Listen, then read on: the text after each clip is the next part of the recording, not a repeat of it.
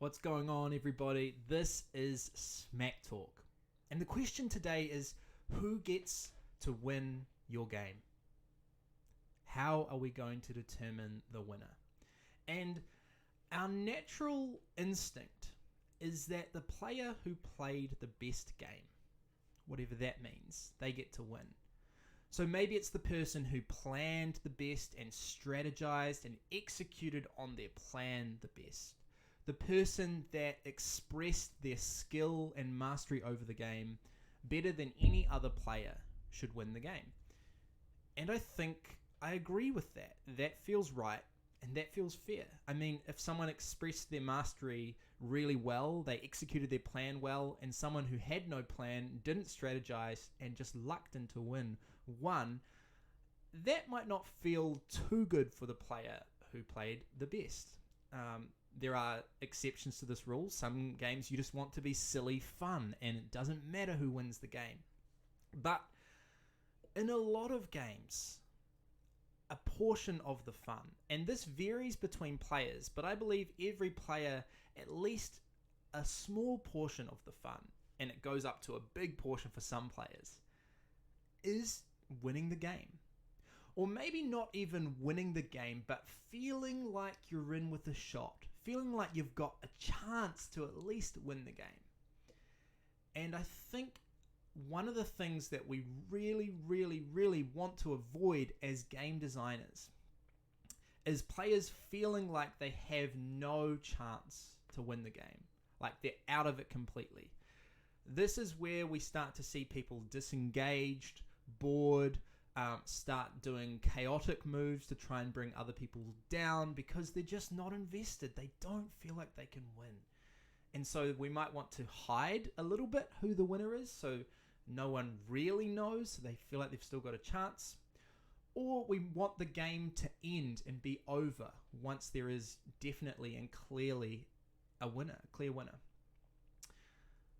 But if we think about this question and the answer that I gave, the person that played the best game should win, there is a problem to that too. And the problem is, especially if you don't have much randomness or much interaction that isn't zero-sum. So zero-sum interaction is like in chess. If I take one of your pieces, that not only is hurting you, but it is directly advancing my position of power. So if we don't have interaction that isn't zero-sum, and if we don't have much randomness, then what we'll find is the player that played the best game often will be the same player each time. And this is a confronting thought. But what we'll find is that the player that wins is often the best player, the player who is just naturally better at this game, or maybe just has more experience, and they're going to win every single time. Now, if this is the case, this is to be avoided because people will become disengaged. They won't want to play. It's not that they hate losing, but they just feel like they don't have a chance.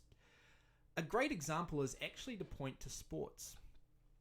If I were to run a race against Usain Bolt, a 100-meter sprint, the first time I might have fun for the novelty of it, getting to meet a celebrity and get a chance to race against him.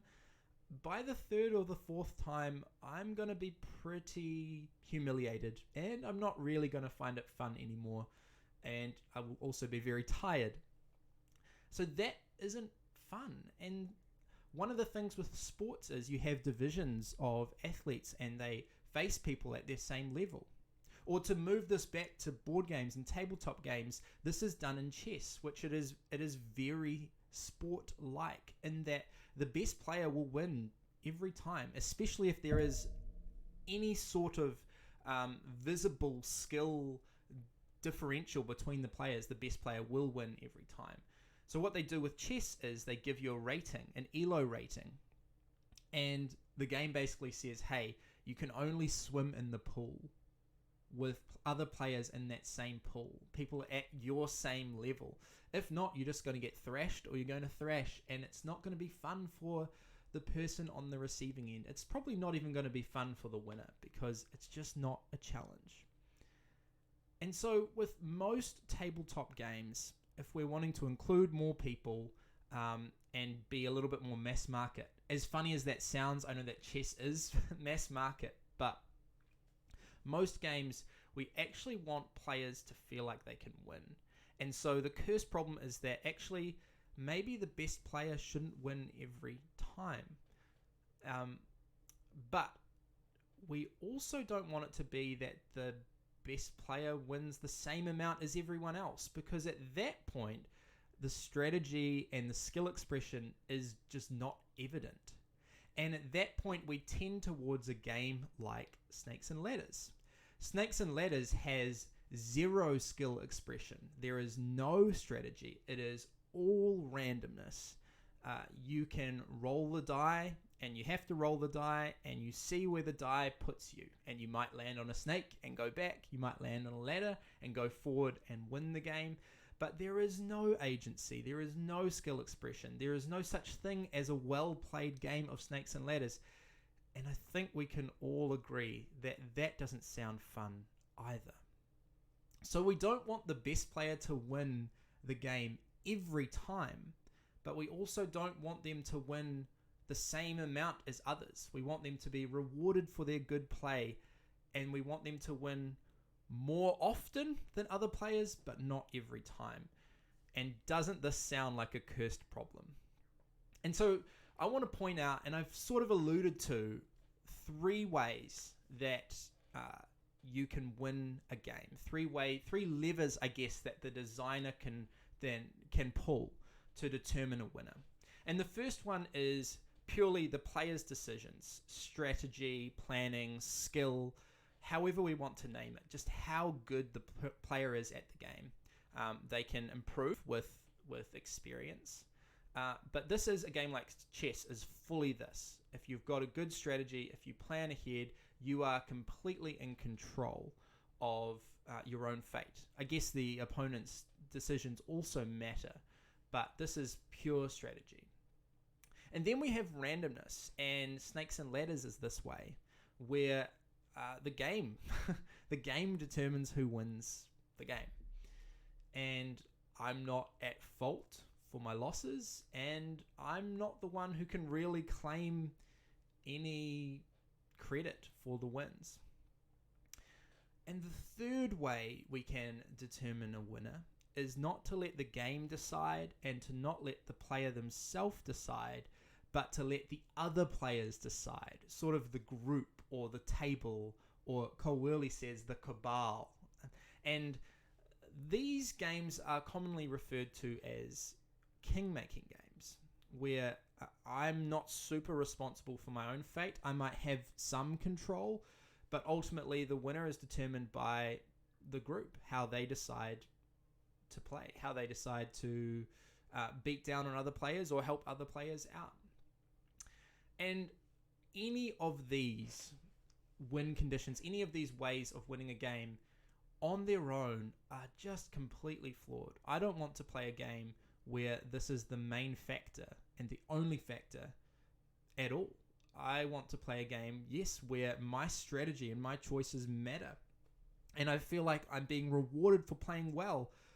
But I also don't want that to be going too far that way. I don't want to feel like I'll win every time if I'm better than someone. That starts to feel bad, and it starts to feel not fun. Or the other way around, if I'm worse, I don't want to have to lose every single time. But I do want my strategy to matter. And so this is where we throw in some randomness to games. Randomness is something that is so underappreciated. A little bit of chaos, a little bit of randomness is exciting. Like you're planning your strategy around a certain card, and then sometimes it comes up and you grab it and you play it down, and you know that you've got all your ducks lined up in a row and you are unstoppable. And that is a great feeling. Or if you roll that 6 in that last combat, oh, isn't that an awesome feeling? That chaos that is so exciting. It makes you want to come back for more. But equally, there are times when that card that would help you doesn't show up, or another player grabs it. And that is good. that is good for the game, because now the luck of the draw has helped become a factor, not the determining factor, but a factor in determining the winner. And this keeps everyone more invested. Now, if we have too much of that, as I've already said, it's a problem, right? And so you're going to have to design to your taste how much randomness versus how much skill expression do you want in the game. I think you ought to avoid both at your own peril. You need both of these in most games. And then the other one is interaction. And kingmaking at first seems like a really bad thing, and it's often considered a dirty word. It's a problem to be avoided at all costs. But I think it can be awesome. I think it leads to some of the most crazy, cool moments in games that you can remember, when two people are super close to winning and the result of a battle between a third party ends up determining the winner. Now, if this is the only factor, and if this shows up too often, then it starts to feel a bit bad. But isn't it cool that the table can kind of determine who wins the game? Isn't it cool when other players' decisions actually really matter?